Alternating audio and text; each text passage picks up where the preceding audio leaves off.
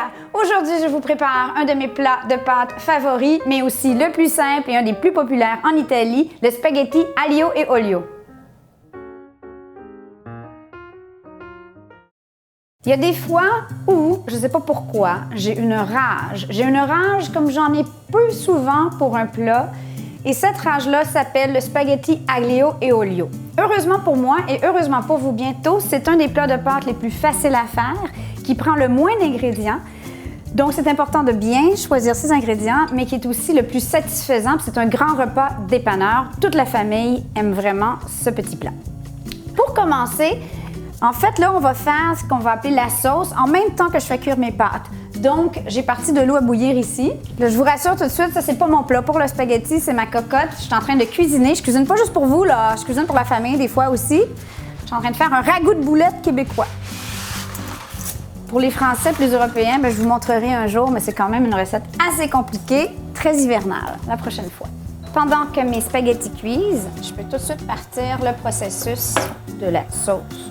Je mets dans mon chaudron une bonne quantité d'une très bonne huile d'olive. Extra vierge, première pression. Et à ça, j'ajoute, ici, j'ai, je dirais, 6 bonnes gousses d'ail que j'ai coupées en petits morceaux. Vous pourriez les faire en tranches fines aussi. Donc, j'ajoute mon ail dans mon huile à feu moyen. Le but étant que mon huile s'infuse du goût de l'ail. Donc, je surveille, je reste pas loin. Attention, je vous ai dit que c'est une des recettes les plus simples, mais c'est définitivement pas toujours facile à réussir. Le nombre de fois où dans une de mes rages, j'étais en voyage d'affaires ou dans un endroit dehors de la maison, puis j'ai commandé des spaghettis aglio e olio et c'était juste pas à la hauteur, est assez fréquent. Donc, il faut vraiment suivre les étapes. Puis aussi, à force d'en faire, vous allez trouver votre propre goût. Donc, on a le temps. Les spaghettis, théoriquement, prennent 8 minutes à cuire environ pour être al dente. Pas besoin d'amener ça très haut. On ne veut pas que l'ail... Il faut faire attention parce que l'ail, quand il se met à griller, rapidement, il va devenir brûlé puis il devient amer. Ça, vous venez de ruiner la patente. Puis je vous dis pas que ça m'est jamais arrivé. Ma minute d'humilité, c'est que oui, ça m'est déjà arrivé parce que j'ai tendance à faire comme une Italienne, blablabla, répondre au téléphone, puis là, oups, j'ai brûlé mon ail. Donc, je le recommande pas.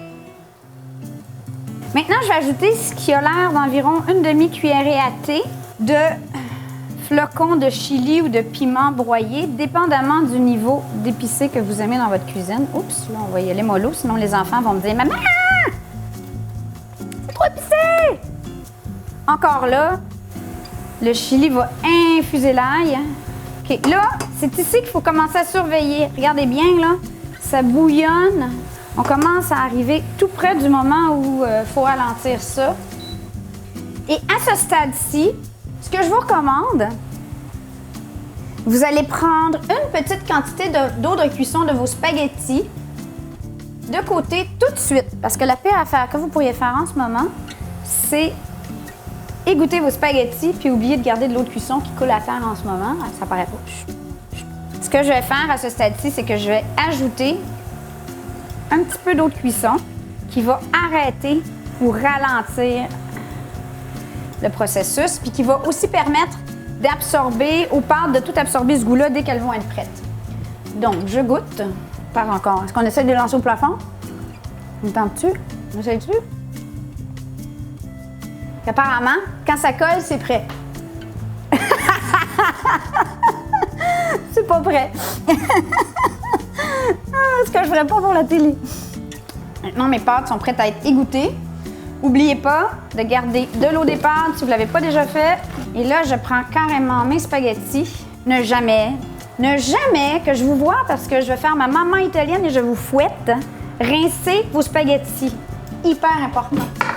Donc là, j'ai transféré mes spaghettis dans mon huile. Je vais monter le feu. Et là, autour des spaghettis, de s'infuser.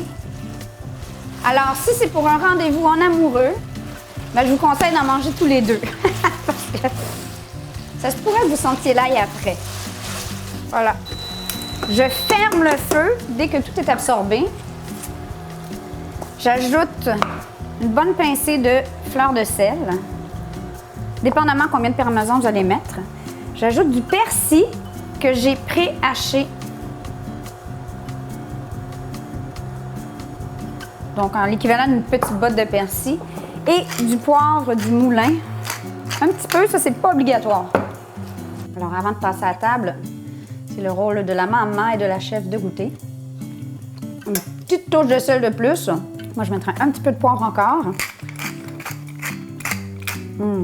Et pour les convives, vous pouvez amener à table beau bloc de parmesan avec la râpe, parce que c'est aussi délicieux, mais totalement optionnel.